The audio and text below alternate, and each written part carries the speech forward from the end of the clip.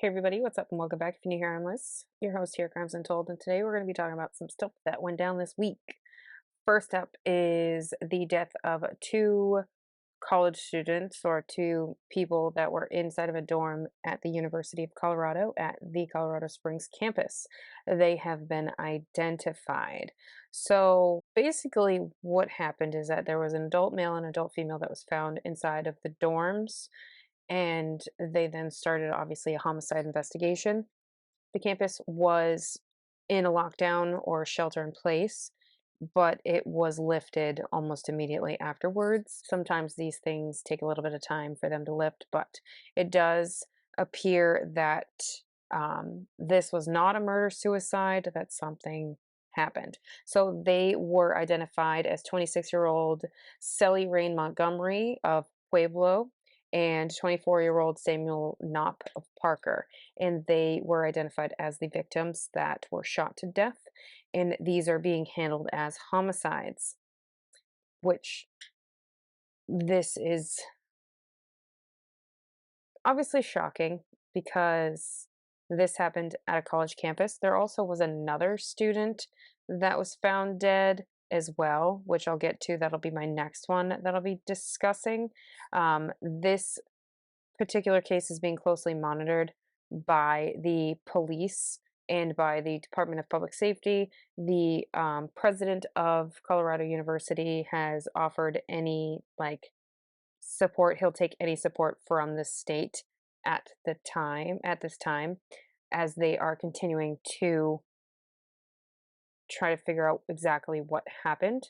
So it's just really odd what's kind of happening right now. So the next one is actually University of Georgia. A young woman, a nursing student, was found, and they also have a suspect in custody on murder charges for this woman. 26-year-old Jose Antonio Ibarra is being held on murder charges, so malice murder, felony murder, aggravated battery, aggravated assault, false imprisonment, kidnapping, and also hindering a 911 call.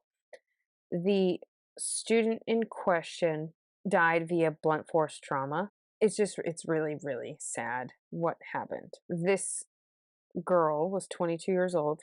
She was a junior who's on the dean's list at the University of Georgia. So the Athens campus of Augusta University. Sorry. She was a nursing student. And this is the first homicide that has taken place at this university in almost 30 years, which is very strange. So this girl was last seen, well, just after noon. Her friends called 911, and this is because they were unable to find her. And typically she would return from her morning run and then get on with her day, but she didn't return. So that really sparked a frenzy with her friends.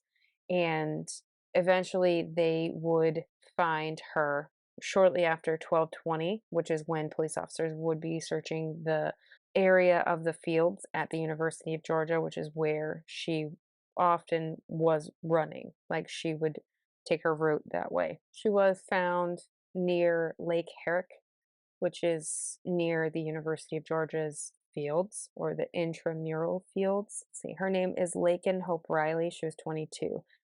That's what I've been trying to find, is her name, and I couldn't find it for some god awful reason.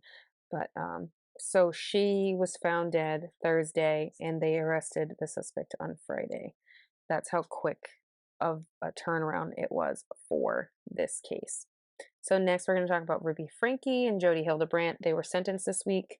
Franke has been sentenced up to 60 years in prison for the 4 counts that she pled guilty to. Technically, the sentence is 4 to 30 years in prison, and this is the maximum for the counts.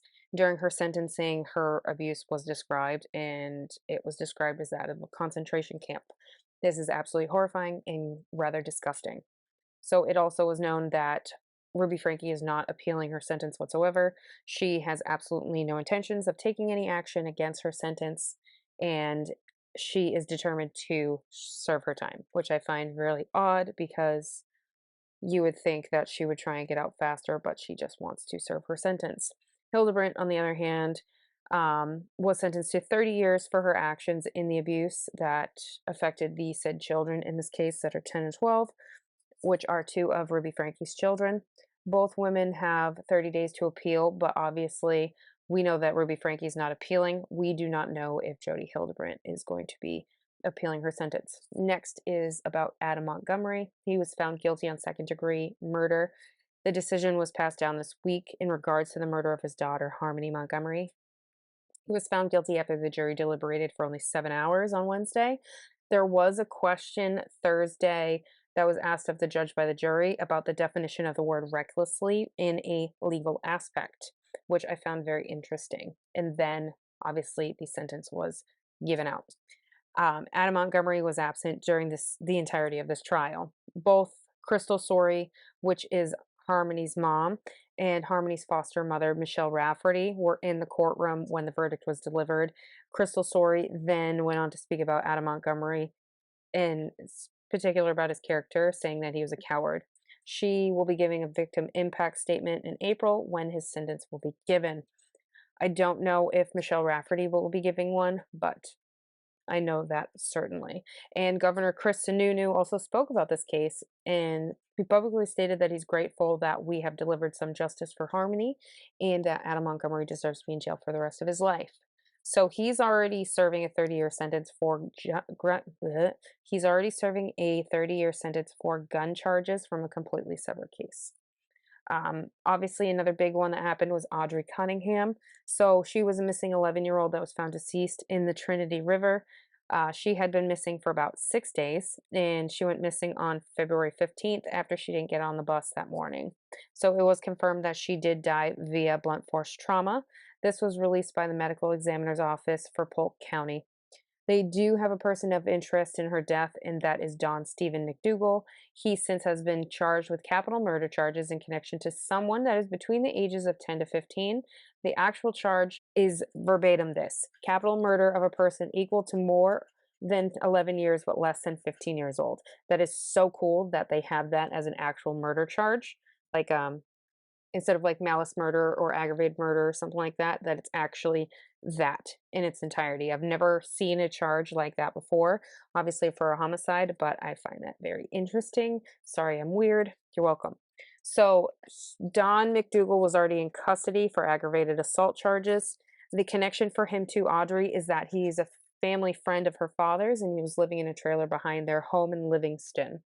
He also admitted that he left the house with Audrey that morning. She went missing and refused to talk about anything that happened afterwards, which is not looking for him. The medical examiner will also not release what state her body was in, just that she died via homicide of blunt force trauma to the head. So lastly, I'm just going to briefly talk about Yolanda Saldivar. If you don't know who she is, she killed Selena Quintanilla Perez, who was a very prominent singer for the Tejano music culture, and she's a very talented singer. So back in 1995, she killed Selena Quintanilla Perez at the Days Inn after they had a dispute in regards to the money that Yolanda was taking from Selena's business. This was in Corpus Christi, Texas. So Yolanda is sharing her side of the murder in a two-part series on Oxygen. This series will come out right before the anniversary of Selena's death, and it also happens to be that Yolanda Saldivar will be up for parole next year. I previously covered this case in a video a while ago, and I will link it in a card above. So that, my friends, is this week's true crime recap. I know it was super quick and to the point, but I hope you guys enjoyed, and I will see you guys in my next week's true crime recap. Bye, you guys.